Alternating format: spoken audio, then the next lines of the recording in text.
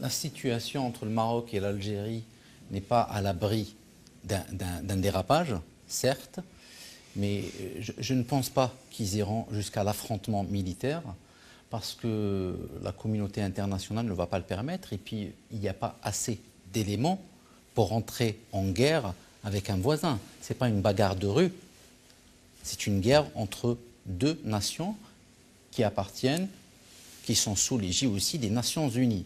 Ce qui fait ces tambours de guerre et ce énième discours, parmi des milliers de discours que nous entendons depuis 1962, à chaque fois que le régime est acculé, il est mis à mal et qu'il est délégitimé par sa propre population, ce sont des discours auxquels on est habitué. Moi, ce qui m'intéresse, s'il nous reste encore des choses à s'intéresser quand le régime parle, c'est pas ce qu'ils disent, c'est ce qu'ils font. Et c'est ce qu'ils font qu'on doit analyser. C'est-à-dire ce discours, au-delà de la parole, il y a une action. Et l'action de ce discours, c'est de se maintenir à flot, c'est de se maintenir au pouvoir. Voilà l'objectif de ce discours. Est-ce que vous imaginez demain que des bataillons de l'armée algérienne vont aller affronter des bataillons de l'armée marocaine? Ça veut dire un affrontement militaire régulier, comme ce qui se fait. Personnellement, ça ne m'étonnerait pas du tout. Alors, venant d'un régime suicidaire, ouais.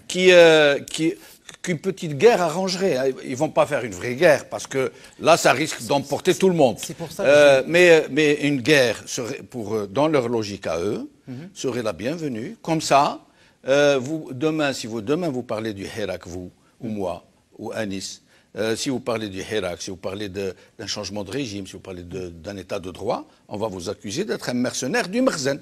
Oui, c'est un truc, comme l'a dit Anis, vieux comme le monde. L'ennemi extérieur. C'est pour ça que j'ai commencé par dire... Il a prononcé le mot, il a dit les ennemis. Les ennemis, oui. Et il l'a dit. Hein, oui.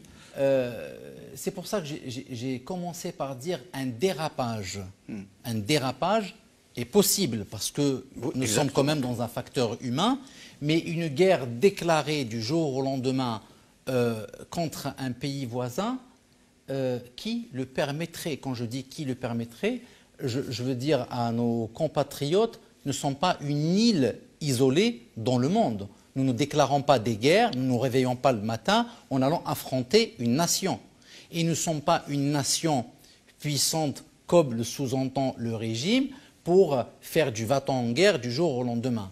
Même les Américains, après avoir subi l'attaque du 11 septembre 2001, elle a mis 2 ans pour pouvoir aller attaquer un État, évidemment comme une invasion, ce qui fait même un État aussi puissant que les Américains mettre des mécanismes en place, bon, on s'en gère, tout ce qu'on veut, mais ça c'est un autre discours, pour entrer en guerre. Alors vous imaginez un pays comme l'Algérie, où du jour au lendemain, il vient frapper de plein fouet la réglementation internationale. J'entends bien ce que vous dites, j'entends bien. Alors, mais ce régime qui est acculé, oui. Est-ce que vous auriez, vous, imaginé il y a quelques années qu'un tel régime, pour sauver sa peau, enfin celle d'une partie du régime, il puisse mettre ses propres comparses, ses propres clients, ses propres associés en prison?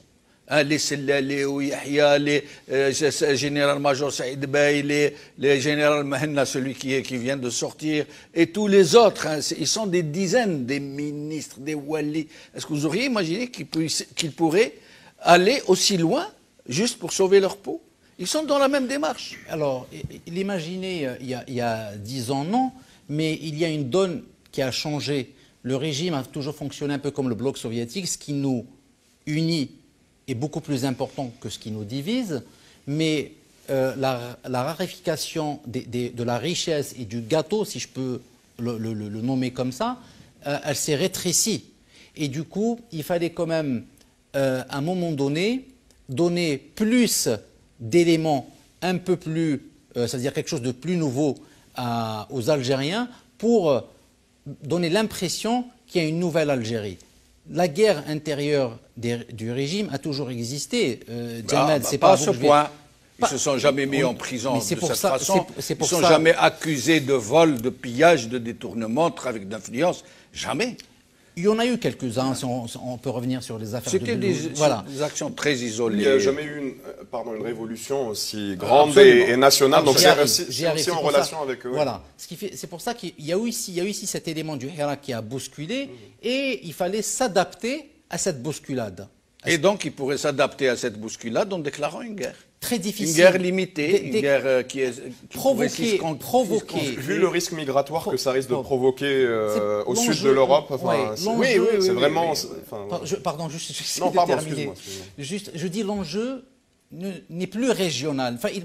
L'enjeu n'est plus local. Voilà. L'enjeu, il est régional et international. Jouer cette carte pourrait aussi les emporter. Exactement. Alors oui, allez-y, finissez. Juste terminer, parce qu'on a parlé beaucoup du Maroc. J'assume totalement les 2 minutes que je vais dire. Et je n'ai aucun problème d'être accusé de tout ce qu'ils veulent m'accuser, parce que je suis aussi ici comme analyste et homme politique, et j'assume ma position. La déclaration du Maroc aux Nations Unies, elle est stupide et irrecevable. C'est-à-dire qu'une fois que j'ai dit ça, maintenant je passe à une petite analyse. C'est une déclaration d'un représentant sur un papier, et ce n'est pas une déclaration vocale devant une tribune et devant une assistance. Il y a eu des documents qui ont été distribués. C'est ce que je dis, distribués. Oui. Il faut, dans un calcul politico-politique, régional, tout ce que vous voulez, dire qu'il y a un rétropédalage du ministère des Affaires étrangères marocain sur cette position. Premier point. Deuxième point, le discours du roi Maroc. C'est de la politique, mais c'est ça aussi la diplomatie. Avant la rupture des relations avec l'Algérie, a tendu la main à l'Algérie. C'est un calcul, mais il est fait et c'est malin. Et le dernier point qu'il faut reconnaître aussi, c'est que si le Maroc il est allé sur le terrain de la Kabylie, c'est que depuis 1962, le régime a singularisé une région de l'Algérie. Il a permis à un autre pays d'aller sur ce terrain-là. Si le régime n'avait pas singularisé, d'ailleurs, Jamal, quand on parle d'Oran, on dit Oran. Quand on parle de Tlemcen, on dit Tlemcen. Quand on parle de Djelfa, de Tieret, quand on parle de Tizi Ouzou, de Bdjaya, de Bouira, on dit la région kabyle. Ça veut dire que c'est comme si... Non, mais on dit aussi El Chaouia, on dit aussi le Sahara... Rarement, on emploie Mintaqat Chaouia. On dit Betna. Non, on dit les Aurès. On dit les Aurès. On dit les Aurès. Mais comme on dit la Kabylie. On dit toujours la région. On a tellement singularisé. Mais il est vrai qu'ils ont singularisé la Kabylie. Ils ont singularisé. Parce que la Kabylie est une région contestataire. D'accord. Mais est-ce que pour autant, il faut la singulariser et la sortir de son algérianité? Vu du côté du régime, c'est normal qu'il la singularise. Alors vous me rejoignez. Elle le conteste. Elle lui demande de partir. Mais vous me rejoignez que cette singularité a permis d'aller sur ce terrain.